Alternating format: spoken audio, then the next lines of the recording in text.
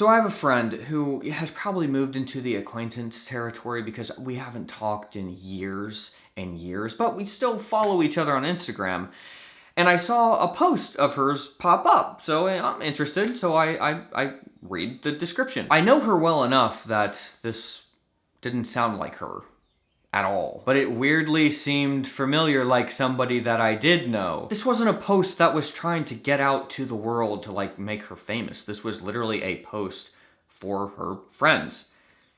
And it was written by ChatGPT. Very clearly, that is who wrote it. I don't know if anybody else feels this way, but the internet feels dead. And I'm not talking about dead internet theory. I don't even know what that is, to be honest with you. I'm not talking about that. I'm talking about that it just feels like a ghost or something. I've talked to ChatGPT a lot. In particular, I got into it because I was having horrible, debilitating knee pain. It's something called patellofemoral knee pain, PFPS, or in layman's terms, runner's knee. None of the traditional rehab models for runner's knee helped me, and I was very, very dedicated, because I'm weird, to doing them every single day, and they didn't help. And then I went on Reddit and realized that this is a very common thing in the runner's knee community. Like, these athletes who are very dedicated people, and rehab doesn't work for them. And sometimes it even makes it worse. And I was the person who was in that category, and it was really scary because I literally couldn't play outside with my son. I couldn't run without the next day having a horrible flare-up and could barely walk down steps. It could get so bad sometimes that like I could feel pain in my knee from simply walking if the flare-up got bad enough. So that was scary as somebody who has always been extremely active, and I couldn't find any answers. And I was noticing a lot of other people online felt the same way that I did. So I turned to ChatGPT to help clarify my thoughts on like what the heck is going on with my knee. It was amazing actually over time how by me telling it my symptoms and like being very nuanced and like I did this today and this is I'm starting to think that maybe this pain is more like this or whatever. It was such a long conversation. It was literally like 3 discussions that like maxed out, so I can't explain it in one video. But I realized what it was that helped me, and I started doing it, and I got 95% better, and I'm only getting better every day. At this point, I can play soccer and I don't have horrible flare-ups the next day. I can run a mile, which is amazing. Like, I couldn't do that. And it was literally because I fed ChatGPT what I was thinking, it clarified, it mirrored back what I was saying in a very clear way, and then I was able to move forward until I kind of got to the goal, like to the target. And it was literally only because I talked to artificial intelligence. So I'm not saying that there's not good applications for ChatGPT. There very clearly is. My knee, which is like almost 100% better, I want to say it's a 95% better, is living proof of that. But through all of that, I learned a lot about how ChatGPT talks. The patterns of speech, the surface level pattern of speech, the deeper pattern of speech, how it makes you feel like the second coming of Jesus. For example, it loves using the word rote. I had never heard that word in my life, but like, for example, this is something it would say. This isn't just about rote memorization. This is, and then fill in the blank with something else.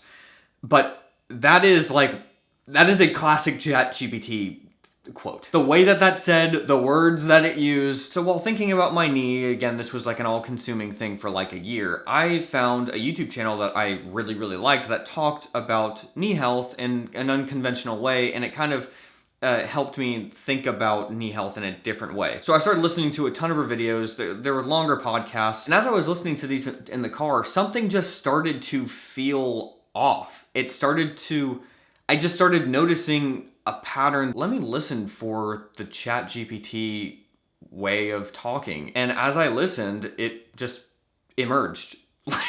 The entire script was written by ChatGPT, like every single word. I don't even think it was edited. It was just a ChatGPT 45-minute script, like without a doubt. And I was blind to it until I just thought, oh, let me listen for that. And there it was, and then like now I cannot unhear it. So then I was thinking, okay, well let me just make sure. I'll go back to a post from like, I don't know, let's say a year and a half ago. Turn that on. The video was completely different. Felt more like her. But here's the weird thing. It didn't hold my attention. I didn't like that video as much. I clicked off that video and went to another one that was very clearly a ChatGPT script, and I found that one so much more compelling and helpful. It's not even that it was more compelling, it was literally more helpful. And that's when I kind of started to get scared. But when it came to my friend's post on Instagram, where it was a very personal like thing, it felt, using a ChatGPT script, felt so wrong. Even if it was worded perfectly and like it was more concise, it didn't feel like my friend. And I didn't feel the humanness of it, and I didn't like it. I didn't like that at all. But when it comes to like just straight up informational content, where I don't care what human is saying it, I just want to understand the concept. I'm not trying to understand the person. Then ChatGPT, that script of that 45-minute podcast, was more compelling to me because it was just about thoughts. Her ideas are what were good, and using ChatGPT to help figure out those ideas and share them was really helpful, and I liked it, and I was okay with that, I guess, even though it felt weird. But with the post on Instagram, it just feels like it shouldn't happen again. I really hope that more people don't do that. Before I terrify you with another example from another friend of mine, who this time I actually talked to on the phone, I want to calm you with the most relaxing sponsor of all time. 5 years running now, Helix Sleep. Visit helixsleep.com/Jordan Taylor to take advantage of their prime time sale exclusive partner offer to get 27% off site-wide. Helix is a premium mattress-in-a-box company that makes mattresses and bedding that are customized to fit your unique needs, conveniently shipped right to your door. The Helix lineup offers 20 unique mattresses, and they even just launched a variety of mattress toppers. Helix really does offer a sleep solution for pretty much everyone, even kids. Helix just sent Owen a Helix Kids mattress for back to school season, and this month he's so excited to be sleeping on his new big boy bed. The Helix Kids mattress is particularly awesome because as your child's sleep needs change as they get older, you can flip the mattress to meet their needs of different firmnesses at different ages. It's stain and water repellent, naturally hypoallergenic, and genius. Everybody's different, and Helix knows that, so they designed a sleep quiz that you can take that matches your unique body type and sleep style to the perfect mattress for you. Sarah and I could not agree on which mattress we wanted to get because we're both slightly different sleepers. I am a stomach sleeper while she is a side sleeper, and we like slightly different firmnesses. But we took the sleep quiz together as a couple, and we were matched with the Helix Sunset Luxe mattress, and it truly changed our lives. The best part about all of this is that Helix delivers your mattress right to your door. And in the US, it's even free delivery. It just comes rolled up in a box and is super easy to set up yourself. If it makes you nervous to buy something online that you haven't really tried yet, that's how I am honestly, there's no need to worry because Helix offers a 100-night sleep trial, so that's more than 3 months to make sure that you love it. Plus, Helix mattresses have a 10-year warranty, and they even offer financing options and flexible payment plans, so the perfect night's sleep is literally available for everyone. I love my Helix mattress, and I really think that you would too. If you're looking for a new bed, check out Helix. You can click the link below or go to helixsleep.com/Jordan Taylor to take advantage of their prime time sale exclusive partner offer and get 27% off site-wide. Now, let's get back to the scariness. So then as I'm having this realization that a lot of creators are using this, I get a phone call from a friend I hadn't talked to in a long time. Love this guy so much. He is always so helpful to talk to. He's just such a wealth of knowledge and so many different aspects of life. And then I heard him say something that I'd never heard him say before, but that I had heard before. He literally said, "It's not just rote memorization. It is," and then fill in the blank. It was a ChatGPT script that he didn't even know that he was saying.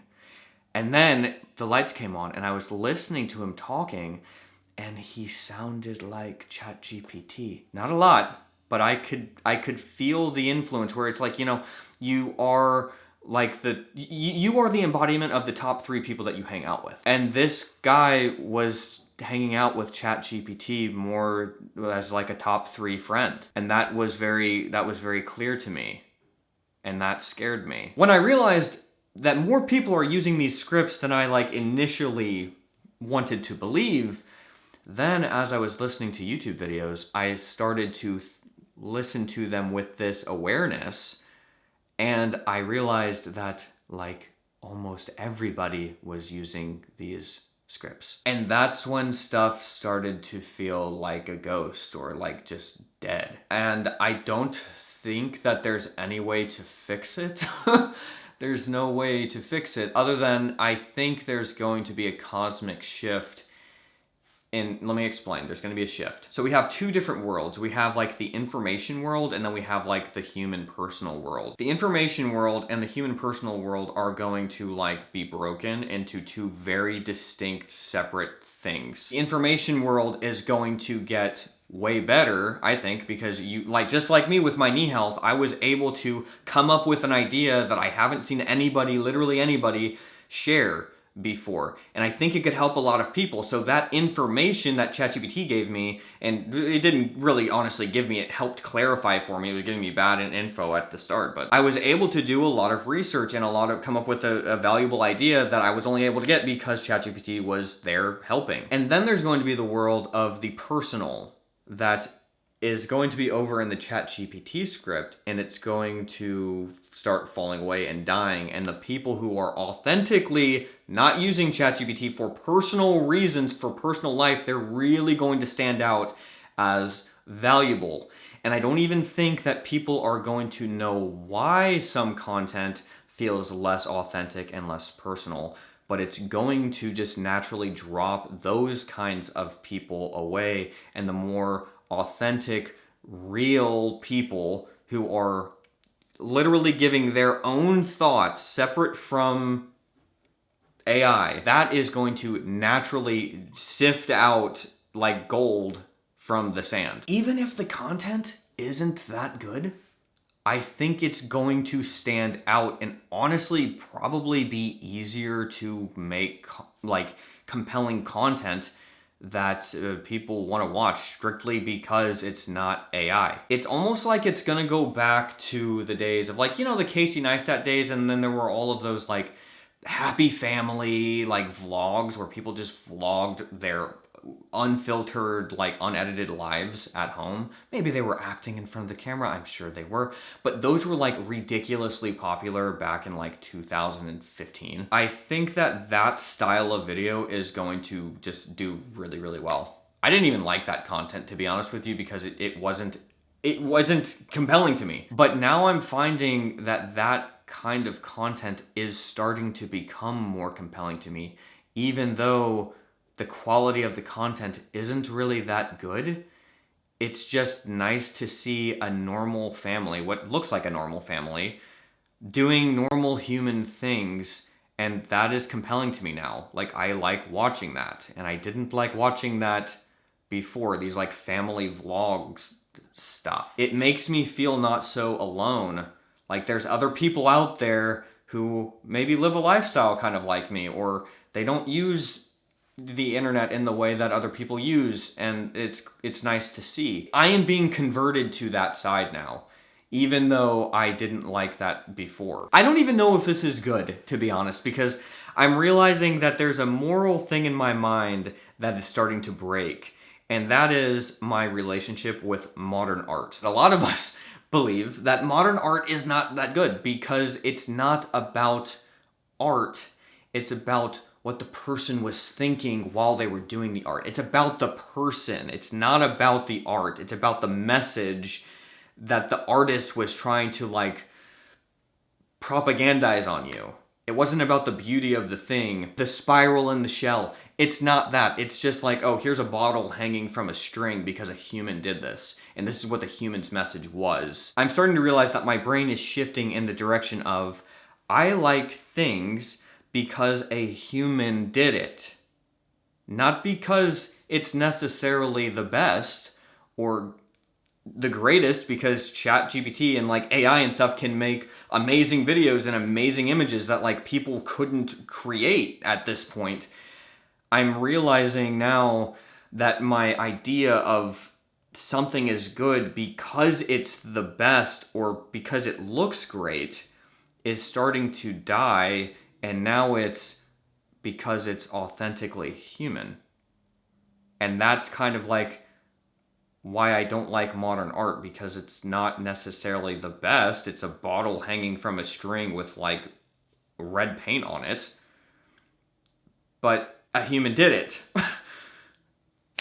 Or, you know, I like something because a human being made it. It's not that it's the best drawing in the world, but I want that drawing because a human being drew it. And I know, and I can verify that a human drew this drawing. Or I can verify that just a human made this vlog. Just a human's brain made something. And that is now more valuable to me than how it looks. And that kind of goes against how I feel like I'm supposed to view stuff. But it is what it is. I don't really know where all this leads. And like, as a millennial, I'm so used to seeing so much change in the course of my life. It's just a part of life that, you know, it's just evolving with it isn't even a problem. It's not even hard to evolve with it. My brain is just tired of learning and shifting my worldview every year of my life since I was born. I'm getting tired of that. Even though I can do it and I do it every day of my life, like I'm tired of doing it. I'm tired of doing it. I long for the days in the 1500s when not much changed.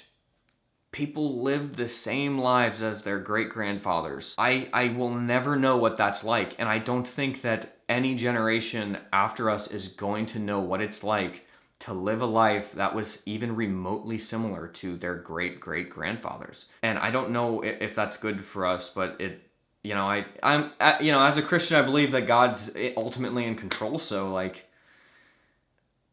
this was meant to happen. But it's just, I'm tired. I like using ChatGPT for stuff, but I'm tired. I'm very tired. I hate when people say this, but I don't really know what the point of this video was as much as it was to just talk about the state of things and help me to clarify in my mind where I'm at. So, yeah, thanks for watching, and let me know your thoughts in the comments about this. See ya.